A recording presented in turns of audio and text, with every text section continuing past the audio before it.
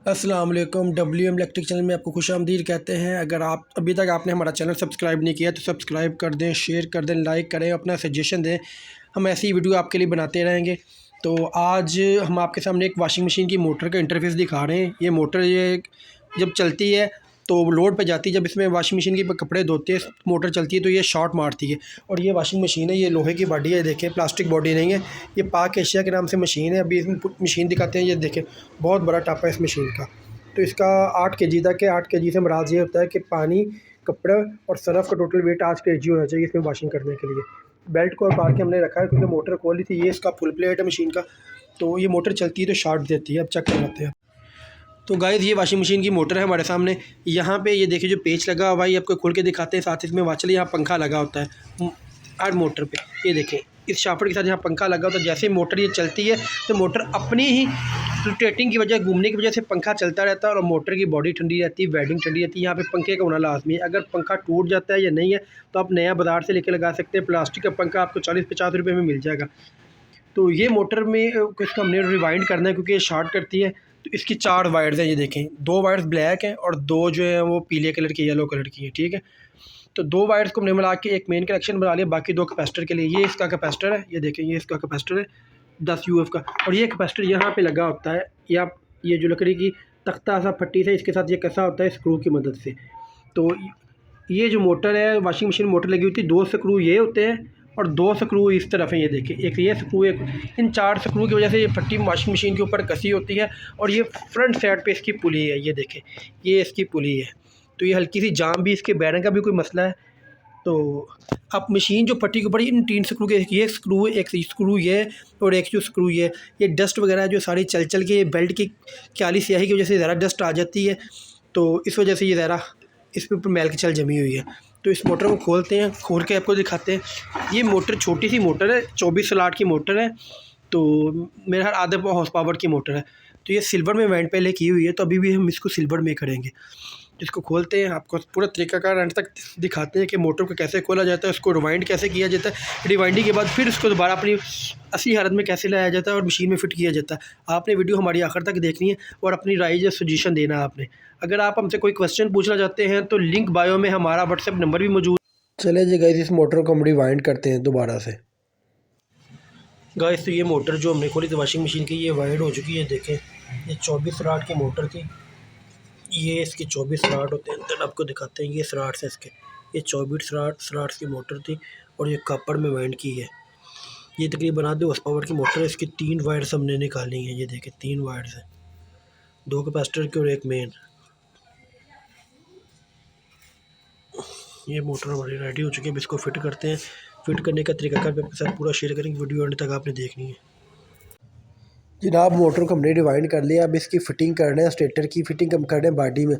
तो ये देखिए इस तरह फ़िटिंग करते हैं। आपने कोशिश करनी है कि जो हथौड़ी है वो आहिस्ता आहिस्ता लगाएं। अगर आपकी हथौड़ी ज़रा भी इधर उधर हो गई या वाइंडिंग अब लगी तो आपकी नई जो स्टेटर रिवाइंड किया है वो बेकार हो सकता है, वो डैमेज हो सकता है। क्योंकि सारी वाइंडिंग जो होती है वो सीरियस में होती है। अगर एक भी तार टूट जाए इसमें तो सारी मोटर आपकी डैमेज हो सकती है। कोशिश करनी है कि आप बड़ी इख्तियार से मोटर को फ़िट करें। और फिट करने के लिए अगर आपके पास कोई डंडी वार होता है, जिस तरह वो मोटरसाइकिलों में से या ट्रैक्टरों में से कोई डंडी वार निकलता है, आप उसका भी इस्तेमाल कर सकते हैं। ये देखें जी 70% स्टेटर जो है वो बॉडी में फिट हो गया। आपने चारों तरफ से स्टेटर को बराबर रखना है। अब ये देखें डंडी वार की वजह से हम आस्ता आस्ता इसको चोट लगाएंगे और ये स्टेटर नीचे अपनी बॉडी में फिट होता जाएगा। आपने ज़ोर ज़ोर से नहीं लगाना क्योंकि बाहर की जो बॉडी होती है वो देगी लोहा होता है, वो बहुत जल्द टूट सकती है। अब दूसरी तरफ से देखेंगे जी बॉडी अच्छी तरह स्ट्रेटर जो है वो अपनी जगह फिट हो गया। ये 4 कान होते हैं, इनको कान ही हम बोलते हैं, इसमें फ़िट हो गया। तो मतलब आपका स्ट्रेटर अपनी बॉडी में बिल्कुल सही तरह फिट बैठ चुका है, ठीक है। उसके बाद आपने इस तरह से भी देखना है कि चारों तरफ से बराबर है। अगर किसी साइड से स्ट्रेटर ऊपर या नीचे होगा तो रूटर नहीं चलेगा। अब गाइस ये इसका जो रूटर है इसमें 2 बैरिंग होते हैं, एक बैक साइड पे होता है और एक फ्रंट साइड पे होता है। इस मोटर के तकरीबन दोनों बैरिंग का जो साइज़ एक ही है, वो 6202 होता है। ये देखें एक बैरिंग यहाँ ये पुली के नीचे है और दूसरा बैरिंग दूसरी तरफ है। ये पुली जो है अपनी जगह पे फिट की हुई है। तो इस पुली का साइज़ जो होता है मेरा 4 इंच तक है, 3 इंच तक है। ये 3 स्क्रू है ऊपर, इन स्क्रू की मदद से मोटर फटे पर फिट की जाती है। ये देगी लोहे का बना हुआ सारा कवर है, आपने बड़ी एहतियात से इसको फिट करना है। और ये बैरिंग का साइज़ जो है 1202 है। 1202 बैरिंग है। इसके बैरिंग भी हम चेंज करने पड़ेंगे क्योंकि दोनों बैरिंग जो है ना वो हल्के हल्के से जाम है और फिट नहीं हो रहे। जी गाइस, अब इसके रूटर को हमने स्ट्रेटर में बिठा दिया। ये बैरिंग थोड़ा सा लूज़ था तो ये खुद ही बैठ गया। अब तीनों तरफ आपने ना बराबर के पेच रख के लगा लेने। पेच लगाने का फ़ायदा हमको ये होता है, जब हम पेच लगा लेते हैं बॉडी के साथ उसके ऊपर वाले कवर के, तो मोटर चारों तरफ से बराबर फिट होती है, यानी कि बैरिंग बिल्कुल बराबर फिट हो रहे होते हैं। अगर एक साइड का पेच लगाते हैं, दूसरी साइड पे पेच नहीं लगाते, तो आपकी जो मोटर है वो थोड़ी टेढ़ी हो जाती है, स्टेटर टेढ़ा हो जाता है और रूटर सही तरह ज़्यादा नहीं घूमता। जब रूटर नहीं घूमेगा तो मोटर ज़्यादा मोस्टली जो हमारी मोटर फिट हो गई है इसके ऊपर अब ये लकड़ी का पट्टा लगाने लगे, क्योंकि देसी मोटरों में ना इसी फट्टी की मदद से मोटर जो है उसकी बॉडी में कस दी गई होती है। इनके भी 3 सुराख होते हैं। आपने तीनों सुराखों को देख लेना, एडजस्ट कर लेना कि किस तरफ आ रहे हैं। नीचे आपने एक वाचा रखनी है और ऊपर ये 13 नंबर का एक नट लगाना है। पहले आपने हल्का सा हैंड टाइट नट को कर लेना है, तीनों नट को 1 बाय 1। उसके बाद आपने चाबी से या टी राड से कोशिश करें कि अगर टी राड नहीं है तो आप चाबी की बजाय आप स्क्रू रेंच की मदद से टाइट करिए। 2 पेच हम लगा चुके हैं इसके। नीचे आपने एक वाचा रखनी। वाचा रखने का मकसद ये होता है कि जब हम इसको फिट कर रहे होते हैं, अगर सुराख खुला होता है तो पेच फट्टी से नीचे नहीं गुजरता और टाइट भी नहीं होता, इसलिए वाचा रखनी बहुत ज़रूरी होती है। वाचा रखने के बाद तीनों को हम ऊपर रख के कस देंगे। कसने के बाद इसके ऊपर हम पुली लगाएंगे और इसको मशीन में जो फिट करेंगे। ये तीनों जनाब हैंड टाइट हो गए। अब तीनों को ये देखें, टी राड है 13 नंबर का, 13 mm का, इसकी मदद से हम टाइट कर रहे हैं। तीनों का अपने बराबर का टाइट करना है। किसी एक को थोड़ा या दूसरे को ज़्यादा करेंगे तो इनकी चूड़ी भी फ्री भी हो सकती है। और ये मेन नट होते हैं जिनकी वजह से मोटर एडजस्ट की गई होती है फट्टे के ऊपर और मशीन में लगी होती है। ये तीनों जनाब नट हमने टाइट कर लिए मशीन के। तो अब इसके ऊपर पुली लगाते हैं। पुली लगाने से पहले आपने हल्का सा रेगमाल की मदद से जो शाफ्ट है ना, शाफ्ट पे हल्का सा रेगमाल लगा देना ताकि पुली आज़ाद फिट हो सके। कई बार ऐसा होता है कि पुली और ये मोटर की शाफ्ट पर जंग आने की वजह से पुली फिट नहीं होती। हम ज़बरदस्ती करते हैं, हथौड़ी वगैरह से लगाते हैं तो पुली टूट भी जाती है। तो नट तीनों टाइट है। अब इसके ऊपर पुली लगाते हैं। ये इसकी पुली है, तो इसको पुली लगाते हैं। पुली को पहले हैंड टाइट करेंगे। ये पुली की एडजस्टमेंट आपने उस वक्त देखनी है जब मशीन में मोटर को फिट करते हैं। और शाफ्ट की प्लास्टिक की पुली और लोहे की पुली बिल्कुल बराबर होनी चाहिए। अगर ये बराबर नहीं होती तो बेल्ट नहीं चलती।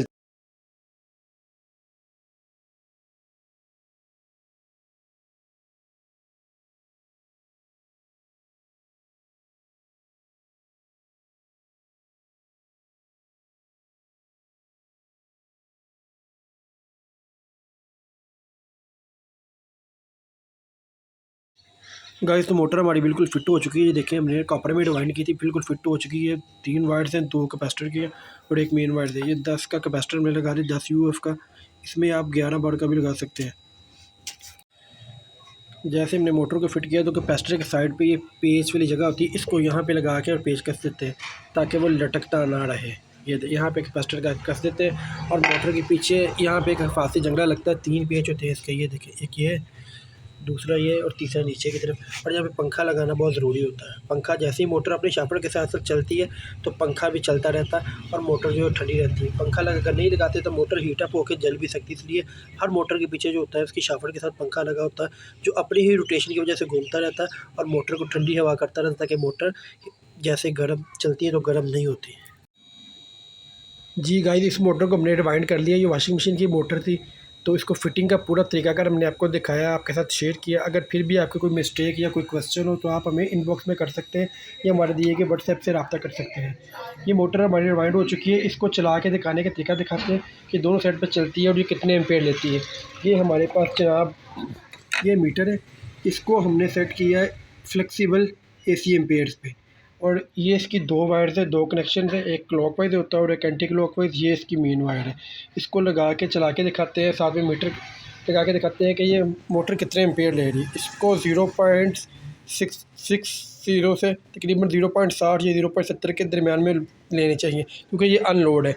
जब लोड पे जाती है तो ये 1.5 या 2.25 एम्पेयर लेती है मोटर। तो इसको चेक करने का तरीकाकार ये है कि जैसे ही आप, अभी हमारे पास लाइट नहीं आ रही, हम 2 प्रोब्स को, एक को मेन पे लगा लेंगे और दूसरे को किसी एक साइड कैपेसिटर पे लगाएंगे। ये कनेक्शन है चेक करने के लिए। एक प्रोब्स को हमने टेस्टिंग लैंप को मेन पे लगा लिया जो मोटर की मेन है, और दूसरी कैपेसिटर पे लगा देंगे और इस मीटर को यहाँ पे लगाएंगे किसी एक पे लगाएंगे तो जब आप ऑन करेंगे तो ये मोटर आपकी एम्पेयर शो करेगी। ये देखिए फ्लेक्सिबल एसी एम्पेयर है। तो इसके लिए माजरत है कि अभी लाइट चली गई लोड शेडिंग की वजह से, हम आपको चला के नहीं दिखा सके। इंशाल्लाह अगली वीडियो में हमारे साथ रहिएगा। पूरे मोटर को एम्पेयर किससे रखी जाती है, किसी भी मोटर के किसी भी चीज़ के, उस पर हम लेग से सेपरेट से वीडियो बताएंगे। अगर आपने हमारा अभी तक चैनल सब्सक्राइब नहीं किया, सब्सक्राइब कर दें, शेयर कर दें, कमेंट्स करें। अगली वीडियो तक के लिए हमें इजाज़त दी रही है। अगर आपका कोई क्वेश्चन है तो आप हमें व्हाट्सएप कर सकते हैं, हम इनबॉक्स में पूछ सकते हैं। तो तब तक के लिए इजाज़त दीजिए। इंशाल्लाह अगली वीडियो में नई कोई चीज़ को लेकर, उसकी रिपेयरिंग को लेकर, प्रोसीजर को लेकर हाज़िर होंगे। तब तक के लिए अल्लाह हाफ़िज़।